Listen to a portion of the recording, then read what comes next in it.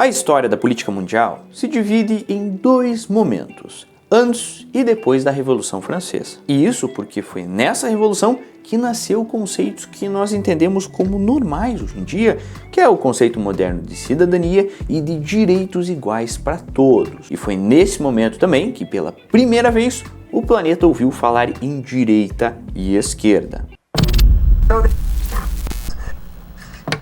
Para entender como isso aconteceu, antes precisamos entender o que estava rolando na França naquela época. Precisamos de um pouquinho de contexto.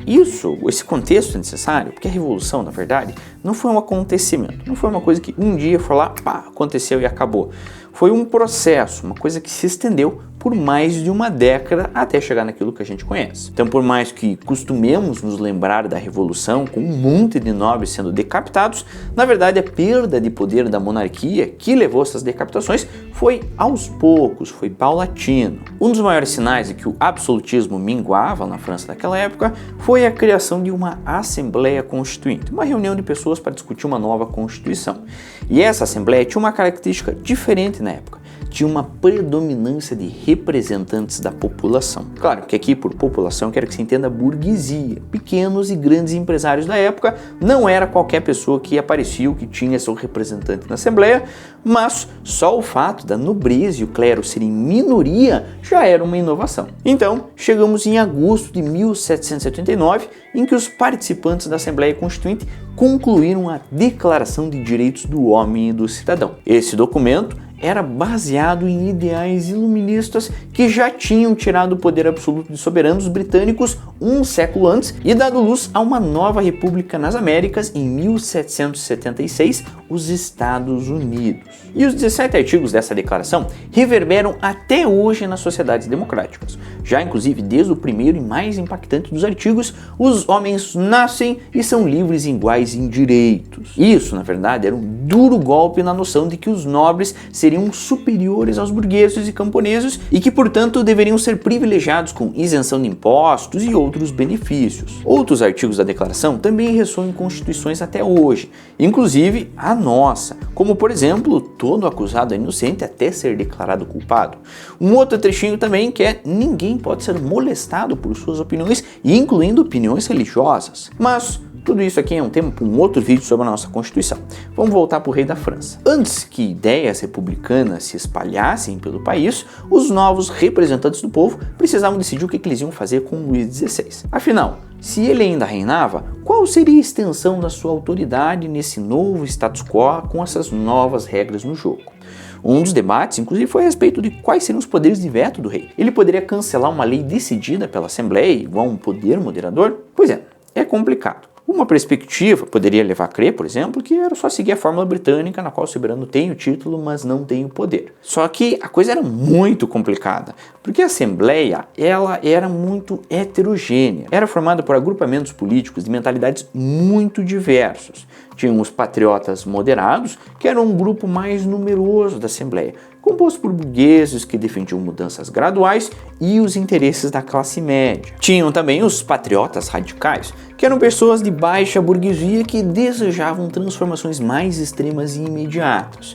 Tínhamos também os aristocratas, gente da nobreza e do alto clero que lutava para a manutenção dos seus privilégios históricos. E claro, tinha o Partido Monarquista, que era um grupo moderado que balançava entre ideias opostas e preferia uma monarquia constitucional à la Inglaterra. Era uma galera bem diversa num rolê bem estranho que, por uma questão de afinidade e força de grupo, igual torcidas de futebol, aqueles que defendiam a manutenção da autoridade do Luís XVI se juntaram em um dos lados desse parlamento, à direita do presidente da Assembleia. Aqueles que lutavam por transformações mais profundas e rápidas e esvaziando o poder real e os privilégios da nobreza se agruparam à esquerda do presidente. Poderia ter sido ao contrário, não tem nenhuma razão, mas foi assim. Não tem nenhum grandes motivos metafísicos. Mas nascia, nesse momento, o conceito de esquerda e direita. E essa lógica de lados ficou tão marcante que permaneceu para outras questões no futuro, não só sobre o poder do Luís XVI. E os jornais franceses gostaram dessa roupagem desses nomes e faziam referências à esquerda progressista e à direita conservadora, o que ajudou a inserir esse pensamento no cotidiano dos franceses. Só que aí, os revolucionários mais radicais, identificados com o lado esquerdo da Assembleia, foram ganhando espaço no processo da Revolução, o que culminou com a execução do rei, a instauração da República e o extermínio de opositores. Mas essa esquerda progressista da Revolução também mostrou que, dependendo da questão, podia ser tão ou mais conservadora que a direita. Por exemplo, a feminista de vanguarda, a escritora Olympe de Gouges, fez barulho chamando atenção para o fato de que a nova Constituição não incluía direitos iguais para as mulheres. Então, os jacobinos, grupo que nasceu na esquerda da Assembleia, foi se tornando mais radical e violento, em contraponto aos girondinos, que eram mais moderados, e mandaram a Olympe para a guilhotina. Um outro exemplo foi o jornalista Gracious Babeuf, que era um socialista antes de existir o socialismo. Marx só ia nascer em 1818. Então, o Gracious incomodou os dois lados da Assembleia com as suas ideias de coletivização de terras, compartilhamento de bens e ataques à iniciativa privada. Ele também foi um precursor do anarquismo quando defendeu com veemência que, se os pobres não podem interferir na vida política, eles também não estariam obrigados a seguir a lei. Como resultado, guilhotina nele.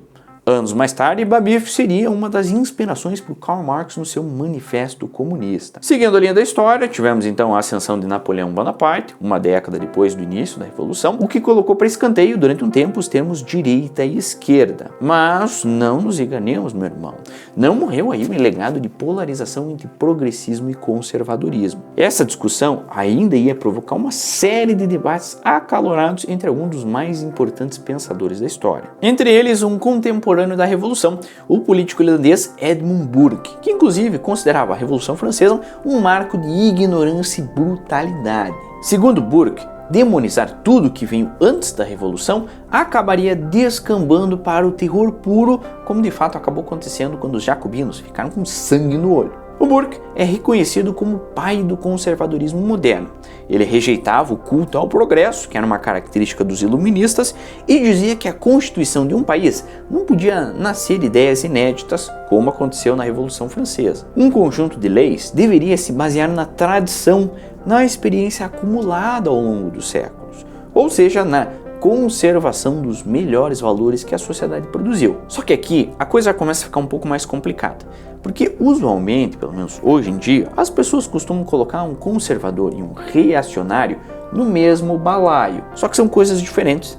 Enquanto um conservador acredita que os melhores valores da sociedade precisam ser conservados, ou seja, deixando o que está bom e trocando o que está ruim, mudanças graduais, com calma, um reacionário é avesso a qualquer mudança social. O que está bom fica e o que está ruim fica. Não muda nada, nem se for devagarzinho. Considerado um dos pais do reacionarismo, nós temos o filósofo Joseph de Maistre, nascido onde hoje fica a Itália. E para Joseph, ideias como Estado laico não eram muito boas. Para Joseph, os governos deveriam ser monárquicos, deveriam ser conduzidos por uma constituição cristã, uma teocracia praticamente. E o poder do Papa deveria estar acima de tudo. Ou seja, o reacionarismo é na verdade uma versão mais extrema do conservadorismo. E obviamente, do outro lado, onde nós temos progressistas, também temos o contrário dos reacionários, os revolucionários. Uma das principais mentes é Thomas Paine, um entusiasta da Revolução Francesa. O Paine acreditava que sim, era possível começar o mundo do zero. Uma crença bastante compartilhada, como a gente já falou, por iluministas e racionalistas da época. A ideia era que a razão humana seria capaz de permitir que os homens reformulassem a sua vida social a partir de um planejamento teórico, ideológico e político, ainda que começasse de uma folha em branco. Em 1797, com a Revolução Francesa ainda acontecendo, o Paine lançaria o panfleto Agrarian Justice, Justiça Agrária, em que ele discutia as origens da propriedade privada e conduzia o conceito de uma renda mínima para todos os cidadãos. Essa divisão entre manter o conhecimento herdado do passado em oposição a um plano para reconstruir a sociedade, desde a sua forma mais sutil, conservador e progressista, até a sua forma mais extrema, que é reacionários e revolucionários, tudo isso permearia os conceitos de direita e esquerda que se espalhou para o mundo. Mas é óbvio, conforme isso foi exportado da França, cada país fez a sua interpretação, conforme o seu tempo e o seu espaço. Por exemplo, temos a Revolução Comunista de 1917 na Rússia.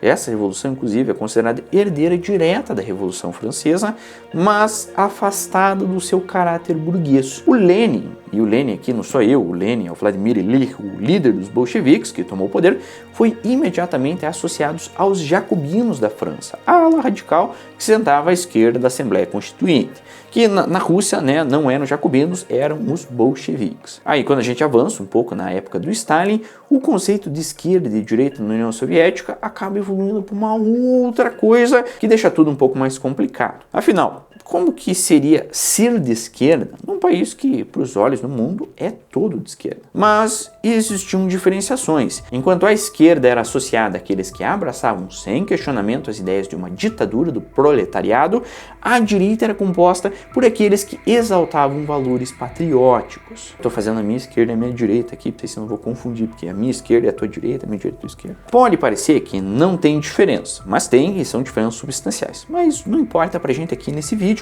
O que eu preciso que você saiba é que ambos eram comunistas e mesmo assim havia uma divisão de pensamento. De forma parecida, mas contrária, aconteceu nos Estados Unidos também. Os dois partidos que polarizam a política do país até hoje, tanto o democrata, que é considerado mais progressista, quanto o republicano, que tem uma tendência mais conservadora, os dois vestem a camisa do capitalismo. E ainda assim possuem uma divergência de pensamento, e que vocês sabem que é uma divergência bastante agressiva. Só que nos Estados Unidos a coisa deu um passo além ainda, ficou um pouco mais complicado. De novo, precisamos de um pouco de contexto para entender. Os Estados Unidos seguiram a cartilha de Adam Smith, John Locke, os pais do liberalismo econômico, e seguiram a um ponto que os termos esquerda e direita só começaram a surgir em livros estadunidenses a partir dos anos 1920. E isso porque tinha essa visão mais unidimensional. Tinham os socialistas nessa década de 20, já os socialistas assumidos, mas isso era bem anacrônico numa década de prosperidade e vibrante economia de mercado que inclusive consolidou o American Way of Life. Isso perdurou até o crash da Bolsa de Valores de 1929, que quebrou os bancos e consequentemente o país inteiro. E aí a coisa teve um plot twist, porque a solução para essa crise brotou de uma ideia que qualquer pessoa consideraria de esquerda hoje em dia. Ela veio por meio do New Deal. O New Deal, do presidente Franklin Roosevelt, ampliou a intervenção do Estado na economia por meio de fiscalização das instituições financeiras. O objetivo era evitar um novo crash e também da construção de grandes obras de infraestrutura para gerar emprego, gerar renda. O Roosevelt, inclusive, fez uma coisa que hoje considera-se criminosa, que era estimular a criação de sindicatos para facilitar as negociações entre trabalhadores e patrões, e fez uma coisa revolucionária para a época, que era implementar uma previdência social. Só que aí vem a Segunda Guerra Mundial, que, quando acabou, deixou uma disputa geopolítica furiosa entre estadunidenses e soviéticos. Nessa guerra, os Estados Unidos e a União Soviética ambos tomavam ações para conquistar mais território e impor as suas ideologias no mundo, sempre com o intuito de criar bloquinhos comerciais que garantissem uma abundância de recursos para cada um dos lados. Essa disputa geopolítica gerou uma paranoia contra o comunismo, porque a sociedade, principalmente norte-americana, temia que a União Soviética atacasse seu território a qualquer momento. E aqui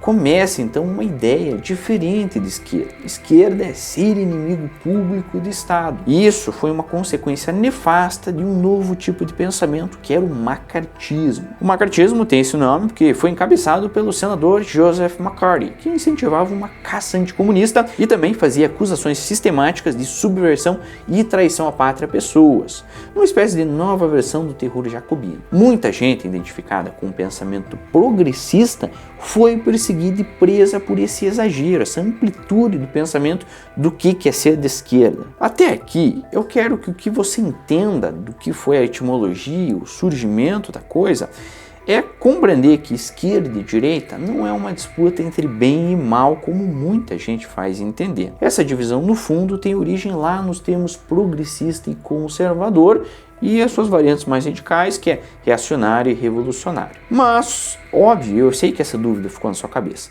Como que fica, Aline? Aquela coisa de esquerda ter mais intervenção no Estado e direita ter menos intervenção no Estado. Então, a complicação começa a chegar no seu suprassumo, no seu clímax, quando duas escolas de economia, o desenvolvimentismo e o monetarismo, começam a chegar nesse balaio e se misturar com outras coisas, como por exemplo, liberdades civis. Mas é claro, tudo isso é muito complicado, faz bastante parte do seu cotidiano e, como eu sei que você gosta de historinhas com bastante detalhes, isso vai ficar para um próximo vídeo. Mas é importante, para você ser notificado desse próximo vídeo, que você não deixe de se inscrever, de ativar o sininho para ser notificado. Não esqueça também de curtir e compartilhar esse vídeo com pessoas que não entendem o que é direita e esquerda. Caso você goste de temas mais nacionais, eu tenho um vídeo aqui do ladinho sobre crise energética aqui no Brasil.